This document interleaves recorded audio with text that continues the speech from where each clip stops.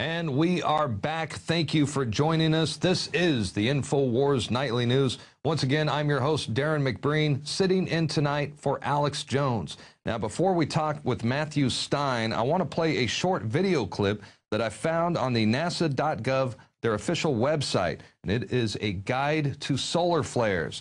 I thought it would be a good educational piece to share with our viewers before we start the interview. Let's take a look.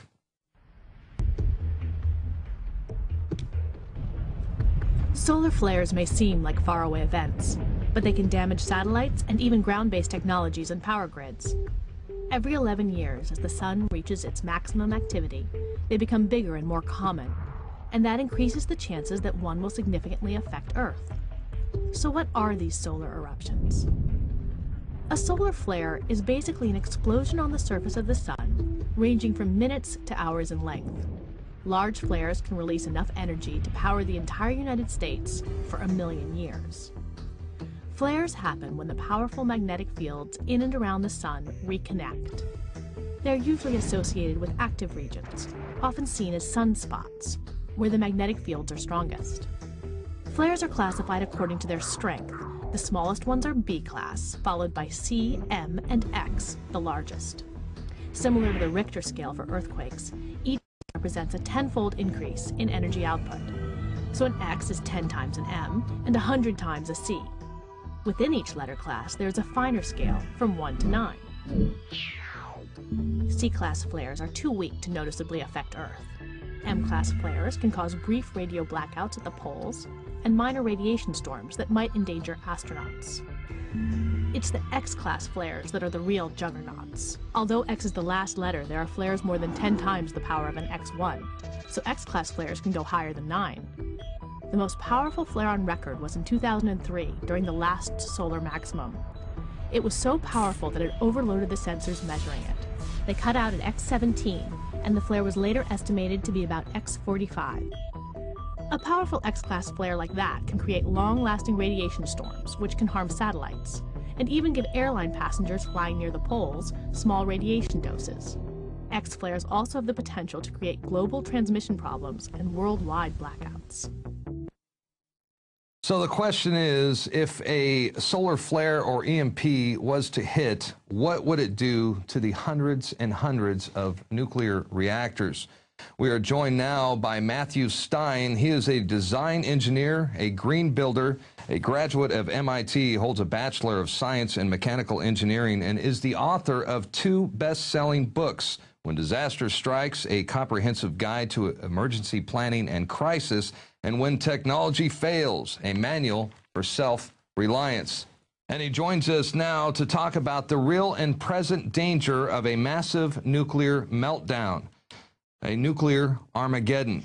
And Stein writes in a recent paper published on the internet, imagine what havoc it would wreak on our civilization and the planet's ecosystems if we were to suddenly witness not just 1 or 2 nuclear meltdowns, but 400 or more. I can venture to say that unless we take significant protective measures, this apocalyptic scenario is not only possible, but probable. Well, it's good to have you with us today, Mr. Stein. We appreciate you joining the program, and we definitely appreciate your books and your latest article. It's titled 400 Chernobyls, Solar Flares, EMP, and Nuclear Armageddon. And I was wondering if you could do us a favor and kind of break down the best you can what you put down in this article.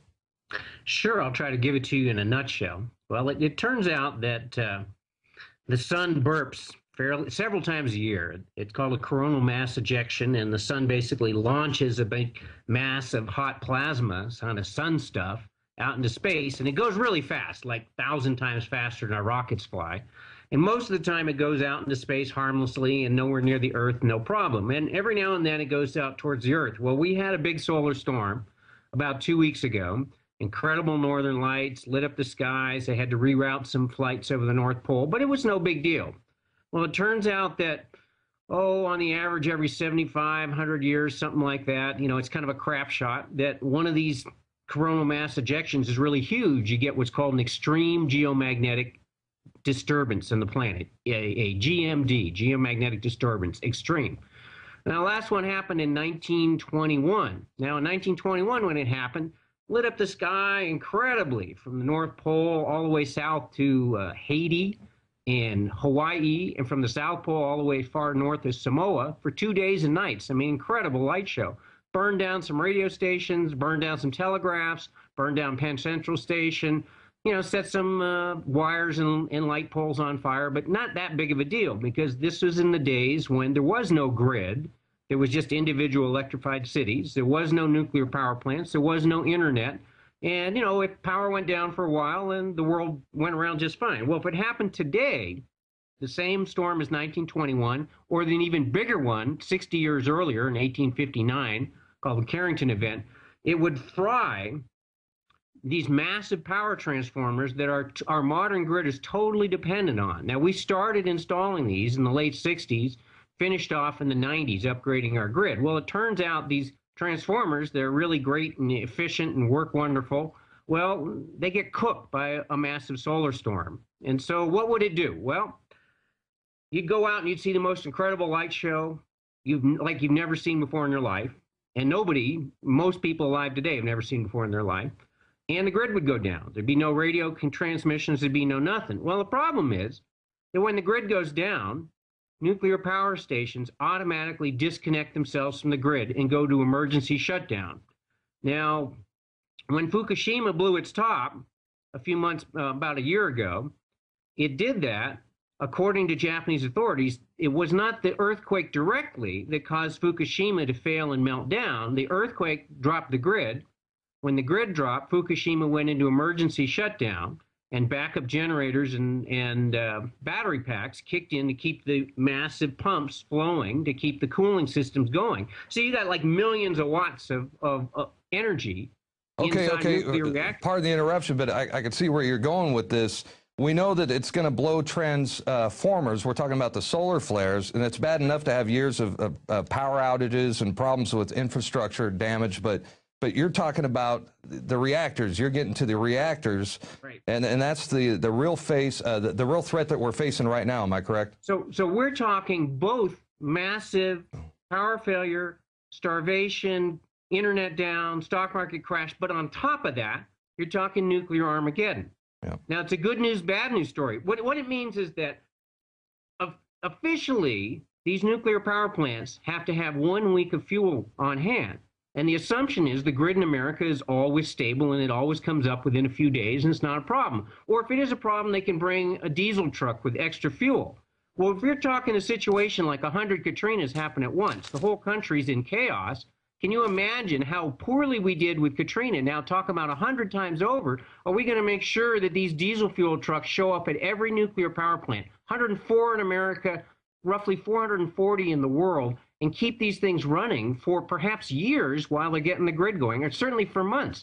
Problem is they're going to melt down. Many of them are going to fail and melt down long before we get the grid repaired. And so there's nowhere to run. There's nowhere to run. There's nowhere to hide. And we were, literally surrounded by these things. And I read where you said that more than a third, 37% of the population live within 50 miles of a nuclear reactor. So we also know that they're built on the coastline. 75% of the population lives on the coast.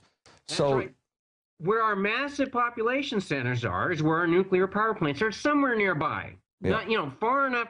They're supposedly safe, but like Indian Point, north of New York City, filled with plutonium. If that place fries, it'll be, multiple generations before you can inhabit New York City again. And it'll be like that all up and down the East Coast. Now, here's the kicker. For a simple price of a stealth bomber, B-2 bomber, $2 billion, we could fix the problem. Now, we cannot prevent all bad things from happening from a major solar storm or from a terrorist EMP. But for $2 billion, we could implement the fixes on the grid so the grid won't be fried, and we could implement backup parts and backup fuel and backup systems at each nuclear power plant to guarantee at least, there's nothing foolproof, but to try and prevent the massive nuclear Armageddon I'm talking about. So right now, we're looking at a situation that's 100% guaranteed to happen the way the world is wired today. And because these nuclear storms, these solar storms happen, they're a fact of nature, and they happen every average 70, 100 years. So the last one was 90 years ago. The one before that was 60 years. So do the math. You know, it's going to happen, and we're either going to pretend that it's not going to happen, like they did. You know, with New Orleans, the Army Corps of Engineers knew for 70 years that we needed to fix those dikes, those levees, that it was a disaster waiting to happen. It wasn't a question of if, but when. And they had plans, and they even approved the money, but the money got spent on other things. So we're in that situation now where the engineers and the scientists know this is not an if, but when. Now, and they know how to fix it. Before you joined us, we watched a quick video, and we learned about the different classifications according to strength. You know, the B class being the smallest class of solar flare, X being the largest. How big of an X class are you expecting? How many? How often? And how long will the danger last? You know, what are the most credible predictions? What is the solar flare forecast for 2012? Well, the solar flare forecast is that every 11 years, the sun's pole flips. And when it does that, you have what's called a solar maximum, which is a period of extra intensity. Now, it looks like from the preliminary solar storms we've already seen, the flip of the pole is roughly around the end of 2012, Mayan calendar, all that stuff. I mean, I don't believe particularly in a random number that is predicting the end of the world, but they do tend to coincide, those two together. So scientists are very concerned that there's a significant chance that this solar maximum will end up being like the 1921 extreme event or the 1859 Carrington event, and nobody knows exactly what's going to happen. But I will tell you, in 2003, we had a fairly extreme X-class solar flare, and it converged down in South Africa, and it cooked 14 of those transformers. Now, that flare was less than 1/10 the strength of the event in 1921, which is 50% weaker than the 1859 event. So if that one happened and it screwed up the grid for over a year in South Africa, they had to have rolling blackouts throughout the country because only 14 of these big transformers cooked. They're multi-million dollars. They take a 3-year waiting list to get a single one right now. So if we're talking 350 in America alone and 2,000 worldwide if we had an event like the 1921. And that's in an official study from Meditech under the auspices of the Oak Ridge National Labs and double-checked by Sandia National Labs. So these are like some of the smartest brains in the world working on this problem, and they're saying this is real. Well, then that brings us to, you know, the last chapter of your book, When Disaster Strikes, the unthinkable, surviving a nuclear disaster. Could you go, I know you can't go into detail, but could you tell us a little bit about the 3 separate strategies, depending on the type of nuclear meltdown? I know you talked about a dirty bomb, an actual nuclear bomb attack, or in this case, the solar flares and a nuclear meltdown. Could you go into that chapter for us? Okay. There are 3 different events, like you mentioned, and the strategies are different for each one. So let's start with the worst one, which is the solar flare and the meltdown. Now, a meltdown could happen for any God-known reason. I mean, 3 Mile Island, the skies are blue, you know, there was no earthquake. It just happened. It was an anomaly, and it happened. So it could happen near you, and since 1/3 of us live in America, live within 50 miles of a nuclear power plant, the secret there is to figure out where the wind is, to know ahead of time where the plant is, to have your getaway plan, because you've got to get upstream, upwind of that power plant. And you want to make sure that you've got your air filtered so you're not breathing plutonium into your lungs in case there's air vented. You want to use not just a mask like they showed in the SARS epidemic. In the least, you want to have a painter's mask from, you know, Home Depot, Supply One, whatever. That's got the carbon canisters on it. It's kind of a poor man's gas mask. There's carbon filters that filter out about more than 95% of all particulate and also toxic gases in there. So they'll help you get through smoke. They'll help you get through things. They'll take most of that stuff out. You also want to make sure you filter all of your water. I use a good a filter must have a carbon block in it to suck out organic compounds, and it should have a microporous filter. Most of that nasty stuff will be stuck on particles large enough that a good bacterial filter will take it out. So you want to prevent it from, and you want to wash all of your food. You know, any food that you're getting, anything off the ground, you want to wash it. You want to shake your clothing off, wash it if possible. And you need to get out of the downwind contaminated zone as soon as possible. Well, you're also talking about you need, and every family needs this, you have to have a survival kit. You know, my family calls it, you know, grab and go bags. So what would you recommend for your basic grab-and-go survival kit.